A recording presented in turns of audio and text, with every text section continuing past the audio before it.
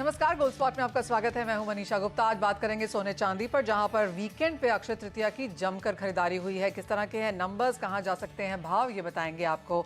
साथ ही बात करेंगे चने पर, जहां पर सरकार ने काफी हद तक इसके इंपोर्ट को खोल दिया है, लेकिन उसके बावजूद भी हमने देखा है कि चने के भाव आज यहां पर गैप अप के साथ खुले हैं, क्योंकि अब सरकार यहां पर ओपन मार्केट में चना खरीदने वाली है। तो एमएसपी के ऊपर है भाव, यहां से किस तरह की रह सकती है स्ट्रैटेजी, इस पर भी करेंगे चर्चा। साथ ही बात करेंगे कॉटन की, जहां पर उत्पादन बढ़ने की अब एक्सपेक्टेशंस हैं। इन सब पर बात करने के लिए हमारे साथ हैं प्रो इंटेली ट्रेड सर्विसेज के फाउंडर दिनेश सोमानी, हमारे साथ हैं कामाख्या ज्वेल्स प्राइवेट लिमिटेड के एमडी मनोज झा, और उसके बाद हम बात करेंगे ऑफ कोर्स कॉटन पर और चने पर भी। लेकिन सबसे पहले यहाँ पर सोने को आपकी स्क्रीन पे लेके आना चाहेंगे, क्योंकि प्राइसेस में यहाँ पर एक सपोर्ट है। जिस तरह का यूएस का लेबर डेटा आया है, उससे बाजार को लगता है कि रेट कट शायद यहाँ पर सितंबर में भी हो सकते हैं। तो ये तो एक चीज़ बाजार देख ही रहा है, लेकिन साथ साथ अक्षय तृतीया पे भी जो भी बड़े बड़े ज्वेलर्स के इनिशियल रिस्पॉन्सेज हमें आए हैं सीएनबीसी को, उनसे माना यही जा रहा है कि अच्छी खासी खरीदारी इस बार यहाँ पर सोने की ज्वेलरी की हुई है। नमस्कार मनोज जी, और आपसे पहले जानना चाहेंगे कि आपकी अक्षय तृतीया कैसी रही। मनीषा जी, और ठीक रही, ओवरऑल ठीक ही रही अक्षय तृतीया। और मेरे ऐसा सोच है कि अक्रॉस द कंट्री में अक्षय तृतीया मिक्स रिस्पॉन्स रहा। 30% माइनस से लेके 10% प्लस तक रहा। लेकिन अगर ओवरऑल, मतलब मैं वेट, गोल्ड वेट के हिसाब से बोल रहा हूँ, जी। प्राइस के हिसाब से नहीं। तो मुझे लगता है कि एवरेज जो है वो 10% 15% डाउन ही रहा, अगर पूरे कंट्री का मिलाएं तो। साउथ में थोड़ा बेटर हुआ है, तमिलनाडु एंड ऑल में। लेकिन अगर आप महाराष्ट्र लो या आप इधर नॉर्थ ईस्ट में लो, उन सब जगहों पे भले कम होता है नॉर्थ ईस्ट वगैरह में, लेकिन पिछले साल से 30% उन लोगों पे डाउन रहा। कुछ ऐसे प्लेयर्स हैं जिन्होंने बताया कि 10% 20% का अप रहा, लेकिन overall I think so it's 10-15% down from the last year. और मनोज जी, जैसे आपने कहा ये in the sense of volume है, लेकिन in sense of values of course यहाँ पर पॉजिटिव है सबकी तरफ से। जी जी जी जी। अब जहाँ तक गोल्ड रेट की बात है, देखिए, आपने बताया unemployment rate, definitely last month से इस बार अनएम्प्लॉयमेंट रेट 3.8 का 3.9 हो गया, और लास्ट ईयर 3.4 था। लेकिन ये कोई, इससे कोई बहुत ज्यादा सपोर्ट मुझे दिखता हुआ नजर नहीं आ रहा। ऐसे जो एवरेज यूएस में जो लॉन्ग टर्म अनएम्प्लॉयमेंट रेट रहता है वो 5.7 रहता है। लेकिन ये एक तत्कालीन आपको रिपोर्ट है, लास्ट मंथ का है। तो वो अनएम्प्लॉयमेंट इतना 3.90 is not a big figure for US in for long term के हिसाब से, अगर आप देखेंगे तो। दूसरी बात जो है, जो इंटरेस्ट रेट है, वो बहुत दिन से चल रहा है ऐसा बात कि मार्च से ही कि वो डाउन हो जाएगा, अभी सितंबर में भी डाउन हो जाएगा। लेकिन अगर वो डाउन भी होगा तो स्लोली ग्रेजुअली होगा, 0.25 करके होगा। एंड जो बहुत पहले से अपनी बात चल रही है कि the interest rate will be longer for higher time, higher for longer time. जी। तो जो फेड ने बहुत पहले, पिछले 1-2 साल पहले कमिटमेंट किया था, याद होगा आपको, कि मैं 2% पे इन्फ्लेशन लेके आऊंगा। तो वो 2% वाला जो सिचुएशन लाने के लिए बहुत लंबे टाइम तक इंटरेस्ट रेट हाई पे रहेगा। और मुझे लगता है कि गोल्ड पे दबाव बनेगा, क्योंकि देखिए डिमांड भी जो है ना, इंडिया में कोई बहुत अच्छी नहीं है डिमांड। आप अगर चाइना का रिपोर्ट लेंगे तो चाइना में तो स्ट्रीट के स्ट्रीट खाली पड़े हैं, कोई रिटेल डिमांड नहीं है। ठीक है, सेंट्रल बैंक की बाइंग आ रही है, लेकिन अगर आप रिटेल के फिगर्स देंगे, रिटेल में एक्चुअल मार्केट में जाके देखेंगे, तो पूरा बाजार खाली सा नजर आएगा। क्योंकि ये जो गोल्ड रेट है ना, वर्ल्ड में किसी को भी डाइजेस्ट नहीं हो रहा है। और ये डाइजेस्ट, मतलब खासकर रिटेल कस्टमर की मैं बात कर रहा हूँ। जी। तो मुझे ऐसा लगता है कि अभी जो है वो सबसे बड़ा प्रीमियम जो है, वो जियो पॉलिटिकल टेंशन ही है। और वो जिस दिन भी आपको सेटल होता हुआ नजर आएगा, इजराइल हमास का या फिर आपको रशिया का, गोल्ड में काफी गिरावट आपको देखने को मिल सकती है। मनोज जी, जब आप कहते हैं काफी गिरावट आ सकती है, तो किस तरह का सपोर्ट लेवल्स आप बनता हुआ देख रहे हैं, और अगर ये प्रीमियम्स लगातार यहाँ पर रहते हैं तो किस तरह का हायर साइड अब इस साल में आप लेकर चल रहे हैं। देखिए, केवल जियो पॉलिटिकल टेंशन ही मुझे एक ऐसा चीज दिखता है जिसके वजह से गोल्ड ऊपर जा सकता है। अगर उसमें और इसराइल और या कोई और कंट्री में ज्यादा तकलीफ नजर आई, तो यहाँ से आपको 100, मैक्सिमम $100 के ऊपर और नहीं दिखता है। 100 $125 ऊपर दिख सकता है। लेकिन यहाँ से डाउनफॉल जो है 200 250 $300 तक का है, मैक्स मैं बता रहा हूँ। तो ऊपर का पोर्शन जो है बहुत कम है, नीचे का पोर्शन डाउन साइड स्लाइड होने के चांसेस बहुत हाई हैं।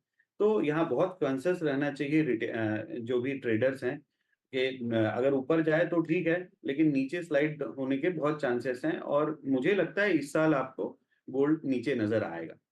ओके, तो मनोज जी आप कह रहे हैं साल का हाई बन चुका है या फिर जैसे आपने कहा यहाँ से 100-150 डॉलर और तेजी देखने को मिल सकती है, तो वो बाकी है? हाँ, वो बाकी है। 100-150 कोई भी ऐसा, क्योंकि कोई भी रीजन बड़ा दिखेगा तो एक न्यू हाई बना सकता है गोल्ड, लेकिन वो सस्टेन नहीं करेगा लॉन्ग टर्म। ओके। जिस दिन भी ये जियो पॉलिटिकल टेंशन कम होगा, एटलीस्ट $2200 तो आपको नीचे गोल्ड आराम से दिखाएगा, और तब ये साइडवेज जाके सेटल डाउन होना शुरू होगा। फिर मार्केट जिस प्राइस पे उसको एक्सेप्ट करेगा। हाँ एक्सेप्ट करेगा, वो प्राइस आप चाहे वो 2100 हो 2200 हो, लेकिन उसके आसपास ही करेगा। मुझे 2400 2500 ये सब 2600 ये सब फिगर्स आते हैं, वो मुझे कहीं भी दिखता हुआ नहीं दिख रहा है। जिस दिन जियो पॉलिटिकल टेंशन कम होगा, आप याद रखना मनीषा जी, गोल्ड आपको काफी नीचे दिखेगा। यूएस फेड रेट से बहुत ज्यादा फर्क नहीं आने वाला है, मार्केट उसको हर तरीके से डिस्काउंट कर कर चुका है। चुका है। और अगर कम भी होगा तो अभी 2025 में भी 3 बार कम होंगे तो भी बहुत ज्यादा हाई रेट है। आज भी आप देखो 5.25 टू 5.5% यूएस के लिए बहुत बड़ा फिगर है। और ये इंटरेस्ट रेट अगर अगला अगला 1.5 साल तो रहने ही वाला, आप समझो 25-25 करके भी 3-4 बार कम होगा तो 4 पे आ जाएगा, 3.5 पे आ जाएगा, तो भी तो बहुत बड़ा इंटरेस्ट रेट का तो ऑन द हायर लोग साइड है। पैसा, हाँ हाई, लोग पैसा वहीं डालेंगे।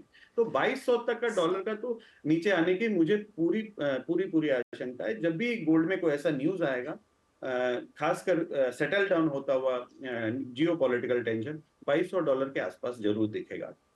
चार्ट्स पर दिनेश जी कैसा दिखता है अब आपको सोना? जी बिल्कुल, जैसे सर ने कहा कि जो एक बड़ी जो रैली थी, बड़ा जो मूव था, ऑलमोस्ट डन हो चुका है। 61,000 का गोल्ड 74,000 हो गया है। 13,000 is itself a big rally. मुझे लगता है कुछ समय यहाँ पर कंसोलिडेशन फेज ही रहेगा। मुझे डाउन साइड 70,000, अप साइड 74,000, इस दायरे में मुझे आने वाले 1 या 2 महीने में ट्रेड करता हुआ नजर आता है। और अगर इंट्राडे की बात हो तो मुझे लगता है कि थोड़ा सा एक जो फॉलो थ्रू रैली फ्राइडे आई थी, वो आज भी फॉलो थ्रू रैली बननी चाहिए। मुझे लगता है कि 72,300 के आसपास इंट्राडे के हिसाब से गोल्ड बाय किया जा सकता है। 72,750 के लेवल्स हमें देखने मिल सकते हैं और 72,000 का स्टॉप लॉस इंट्राडे के हिसाब से मेंटेन किया जा सकता है। ऑलराइट, ये तो बात हुई सोने की, जहां पर कुछ इंट्राडे खरीदारी देखने को मिल सकती है, लेकिन एक मुनाफा वसूल के लिए आप यहां पर तैयार रहें। अगर आपको खरीदारी करनी है तो आपके लेवल शायद अभी यहां पर आना बाकी हैं। बहुत शुक्रिया मनोज जी साथ जुड़ने के लिए और सोने पर बात करने के लिए, प्राइसेस पर, फंडामेंटल्स और ऑफकोर्स अक्षय तृतीया पर इस बार किस तरह का ट्रेंड रहा। लेकिन आगे बढ़ते हैं और बात अब यहाँ पर चने की करते हैं, क्योंकि प्राइसेस आज यहाँ पर गैप अप खुले हैं बाजारों में। हमारे साथ लक्ष्मी नारायण उद्योग के मैनेजिंग डायरेक्टर मधुर बियानी हैं। मधुर जी नमस्कार, शुक्रिया साथ देने के लिए। हायर प्राइसेस हैं, सरकार ने खुद यहाँ पर एडमिट किया है कि जिस तरह की फंडामेंटल्स हैं, कमी यहाँ पर रह सकती है, और जब सरकार कहती है कि कमी है तो बाजार उसको और भी इन अ वेरी पॉजिटिव वे लेता है। तो कैसे देखते हैं आप आज के प्राइसेस? अगर पिछले 3 महीने की बात करें तो किस तरह के भावों में बढ़त देखने को मिली है, और सरकार के स्टेप्स का कितना असर देखते हैं आप? नमस्कार मनीषा जी। ऐसा है कि एक ये मैंने पहले भी आपको कहा था कि ये नेचुरल फिनोमिना की वजह से बढ़ रहा है। There is a global shortage in pulses, और पल्सेस में ये this will be a good year. और गवर्नमेंट भी अब जानती है कि उनको उनके पास में ना कैरी फॉरवर्ड है, बफर स्टॉक के लिए उनको एमएसपी पे चना मिल नहीं रहा है, और there is a real shortage. I mean अभी शॉर्टेज नहीं है लेकिन अवेलेबिलिटी धीरे धीरे कम हो रही है। So government is taking proactive steps to ensure there will be a supply over the next few months. तो वो इंश्योर करना चाहती है, और गवर्नमेंट के जो मूव्स है वो इटसेल्फ कंफर्म करे कि ईयर ऑन ईयर चने का प्रोडक्शन कम है। तो कितने एज ऑफ नाउ जिस तरह के भाव हैं जो हमने एमएसपी के ऊपर आते हुए देखे हैं, अब तो सरकार भी खरीद रही है, इंपोर्ट्स भी यहाँ पर खोला गया है, तो क्या किस तरह की अवेलेबिलिटी आप देखते हैं, किस तरह का भाव हम ऑलरेडी चढ़ता हुआ देख चुके हैं, और यहाँ से अब आपकी क्या सेंस है? मनीषा जी, ये एक 10 से 15% एमएसपी के ऊपर चल रहा है, which is a very good sign, which is a very healthy sign. और किसानों को प्राइस मिल रहा है, और ये बहुत लॉन्ग टर्म के लिए ये बहुत अच्छी चीज है कि किसानों की रुचि पल्सेस में बनी रहेगी और पर्टिकुलर चने में बनी रहेगी। अदरवाइज ये क्या होगा कि आने वाले कुछ समय में चने का सोइंग और चने का इंटरेस्ट किसानों का कम हो गया तो इंडिया की इंपोर्ट के ऊपर डिपेंडेबिलिटी बढ़ जाएगी। तो ये अच्छा साइन है। और आने वाले महीनों में अवेलेबिलिटी तो अभी एज सच अवेलेबिलिटी का कोई बहुत बड़ा इशू अभी नहीं है, लेकिन आने वाले समय में आप जैसे जैसे once you enter the consumption period you will see there will be little more shortage. So उसके वजह से एक प्राइस अप हो सकता है। बाकी यहाँ से एक बहुत बड़ा भी कंसर्न नहीं है कि क्योंकि सरकार के पास भी एक छोटा मोटा बफर स्टॉक है जो सरकार फेस्टिव सीजन में अवेलेबिलिटी चने की और चना दाल की मेंटेन करने की कोशिश करेगी। और उसके बाद में ऑस्ट्रेलिया का जो इम्पोर्ट ड्यूटी पे, ऑस्ट्रेलिया से जो चना आ रहा है, जो इम्पोर्ट ड्यूटी गवर्नमेंट ने कम की है, जी। तो उसकी भी अवेलेबिलिटी पोस्ट अक्टूबर रहना चाहिए। ओके, एक फाइनल सवाल फिर माधव जी, अब यहाँ से जिस तरह के सारे स्टेप्स यहाँ पर सरकार उठा चुकी है, आप आगे अब इसे कैसे देखते हैं? क्योंकि सरकार भारत दाल में काफ़ी सारी दाल यहाँ पर बेच चुकी है, सरकार खुद भी यहाँ पर खरीदना चाहती है। तो जहाँ जैसे आपने कहा कि यहाँ से बहुत ज़्यादा तेज़ी नहीं है, लेकिन अगर सिर्फ चने के संदर्भ में बात करें जहाँ पर एमएसपी से 10% हम ऊपर हैं, यहाँ से क्या और 4, 5, 7% की बढ़त आप बनता हुआ देखते हैं? हाँ, एक अभी 10 से 15% एमएसपी से ऊपर है जी। और एक 10% बढ़ सकता है। ओके। इसका अनुमान अभी लगाना गलत है, क्योंकि अभी अवेलेबिलिटी धीरे-धीरे मार्केट में, मंडियों में, लूज मंडियों में माल आना कम होना शुरू हो चुका है। जी। मे भी ये हो सकता है कि इलेक्शंस के वजह से ये मंडियों में माल कम आ रहा है। पोस्ट इलेक्शन इसको देखना पड़ेगा कि क्या अवेलेबिलिटी, मंडियों में कितना माल आता है, क्या प्राइस पे बिकता है और सरकार क्या प्राइस पे इसको मार्केट भाव से खरीदती है। सरकार का एग्रेसिवनेस जितना बढ़ेगा, प्राइसेस उतनी बढ़ सकती है। बाकी एज ऑफ नाउ अभी अवेलेबिलिटी का कोई इशू नहीं है। अभी जो 15% ऊपर है, वो और 10% ऊपर यहाँ से जा सकता है चना। ओके। ये एक लॉन्ग टर्म में एक व्यू है। Short term view range bound लगता है ओके। कि जो दिल्ली इन टर्म्स ऑफ ऊपर में 67 है, तो नीचे में 64, 67 के रेंज में दिल्ली चना ट्रेड कर सकता है। Point taken. मधु जी, बहुत शुक्रिया साथ जुड़ने के लिए और चना के ऊपर वो पूरा डिटेल में फंडामेंटल्स हमारे साथ डिस्कस करने के लिए।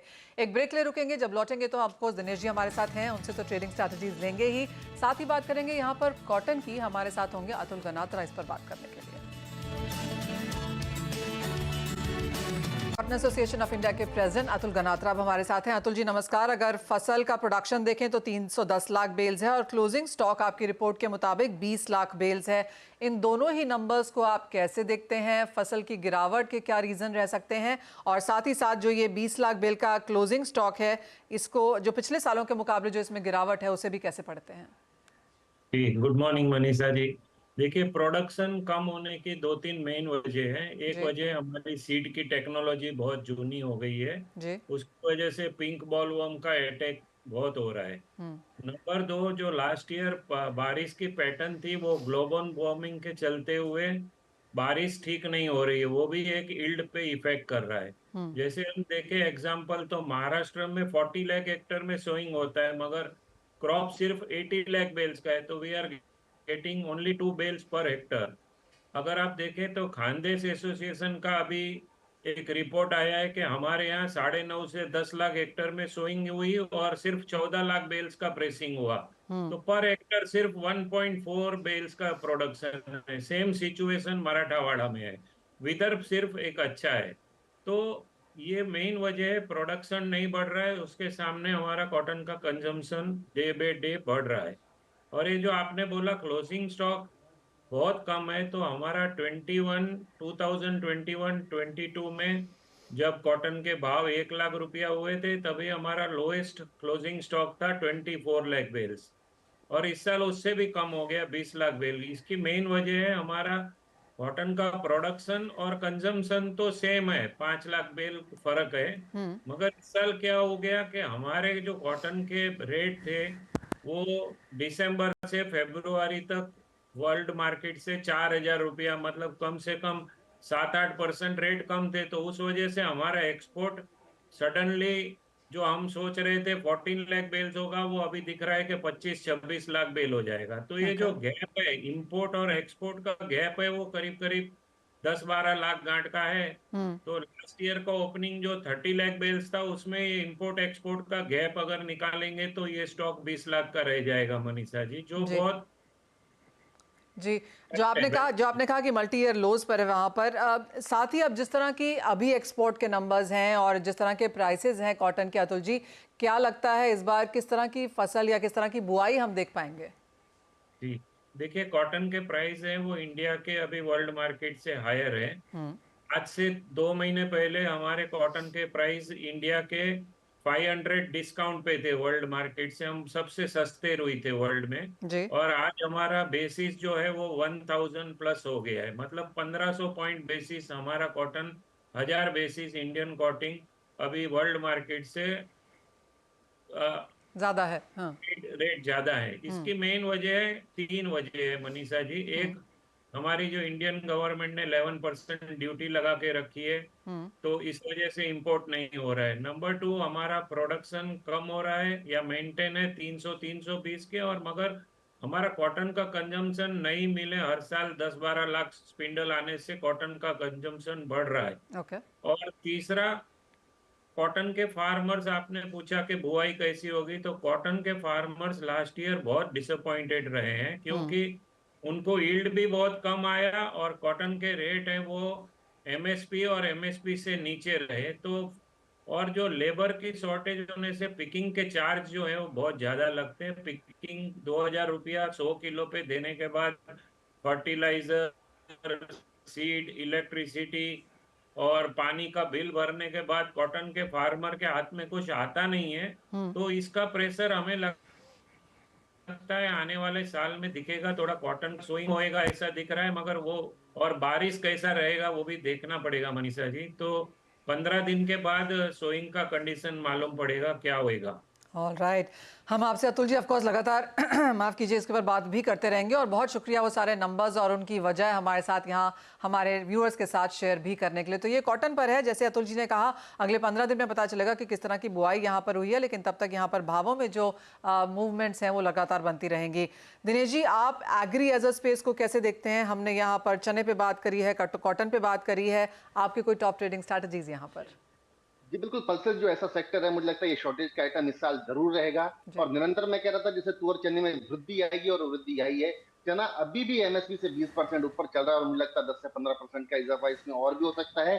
इस सीजन का जस्ट स्टार्ट है, मार्च अप्रैल में अराइवल आती है, मई में अराइवल ऑलमोस्ट गायब हो गई है। अभी हमें 6 से 7 महीने और चलाने हैं, तो मुझे लगता है कि चने में बढ़ोतरी थोड़ी सी जारी रहने की संभावना है।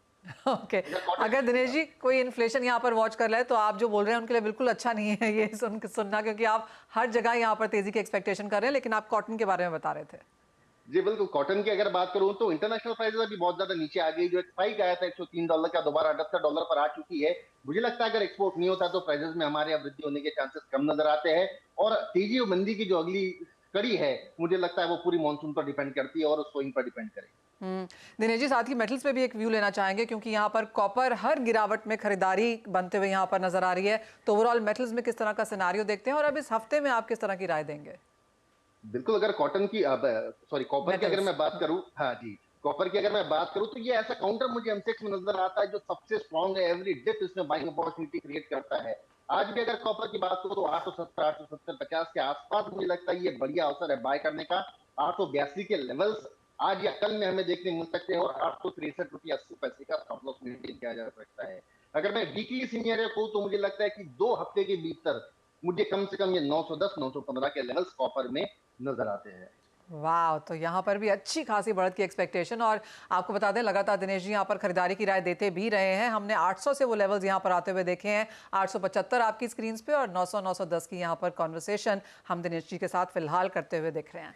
दिनेश जी, बहुत शुक्रिया एज ऑलवेज हमारे साथ जुड़ने के लिए, व्यूअर्स को मदद भी करने के लिए, उनका पैसा बनाने में हेल्प भी करने के लिए बहुत शुक्रिया आज यहाँ पर समय भी निकालने के लिए। तो इसी के साथ एक ब्रेक का समय है, जब लौटेंगे तो लेकर आएंगे इक्विटी बाजार का पूरा हाल।